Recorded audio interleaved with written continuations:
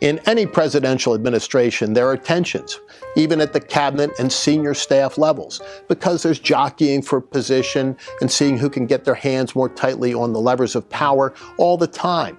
But generally, we don't hear that much about those internal machinations because they're handled internally and at the staff level. But when they spill out into the public domain, they become a real problem for any administration. And over the course of the last week or so, what has spilled out but an unprecedented attack on the Attorney General of the United States by the President, his own appointee, and one of the most loyal people to him during the course of his run for president and during his tenure in office.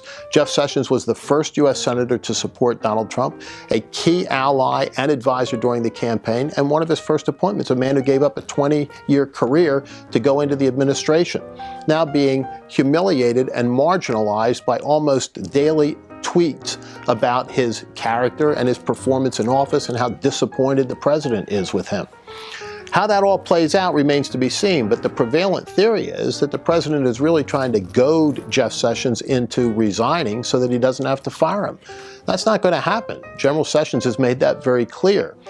And if the president were to fire the Attorney General, it would be an unmitigated disaster for the administration. Not only would the media and the Washington, D.C. establishment have a field day with it, the president's conservative base would be cut off from him at that point. Senator Lindsey Graham said earlier this week that if General Sessions were actually to be fired by Donald Trump, holy hell would be paid. That might have even been putting it mildly.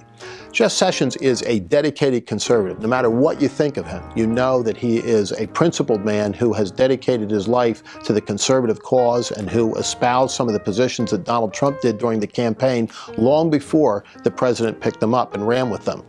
So, taking on General Sessions is a problem. Firing him would be a bigger one. The conservative base, which is already signaling that they're unhappy with the handling of Jeff Sessions by the president, would really be angry. The president would have to fight a two-front war politically, and that would be very, very difficult. Arriving on the scene this week, of course, was Anthony Scaramucci, the new White House communications director. Now, that office is a little bit unusual for somebody like Scaramucci to take because when you think about it, how many White House communications directors can you name, other than David Gergen, and George Stephanopoulos, and maybe Pat Buchanan, each of whom was well known before they took the job, and that's probably why we know them best.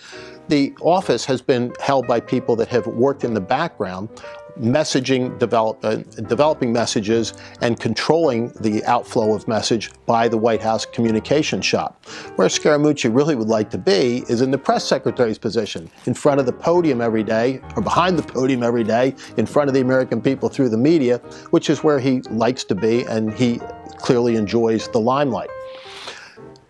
But he has yet to master some of the intricacies of Washington, D.C. or anywhere journalism. And so in the middle of the week, a profanity-laced interview that he had taking on Bannon and Priebus became public. He said he trusted a reporter. Any reporter would have reported those words if you hadn't clearly established the ground rules going into the interview. So there's some learning to be done there, and what was being rumored at the beginning of the week is now coming into full view, and that was that Scaramucci wanted Priebus out and actually wanted his job. Well, literally, just as we were sitting down to record this, it was announced that Reince Priebus had resigned secretly, I guess is the best way of saying it, yesterday, announced it on Friday, and General Kelley is coming in to take over as the chief of staff. Last general who took over as White House chief of staff was Alexander Haig many years ago. So we're going to see how General Kelley is able to restore some discipline, both in the messaging and in the administration of the Trump White House. I think back to the days of Ronald Reagan when James Baker made the trains run on time, Mike Deaver controlled the message with military precision, and Ed Rollins made sure that everything political was in order.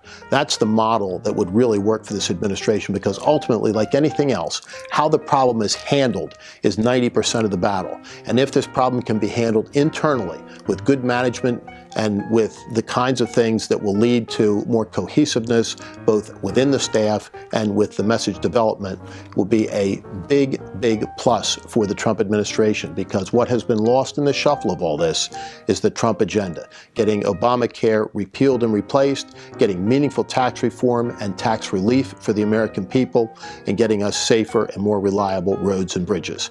If those things can be done and discipline can be restored, it will be the best 60 seconds of all of our weeks. And that is the best 60-ish seconds of yours.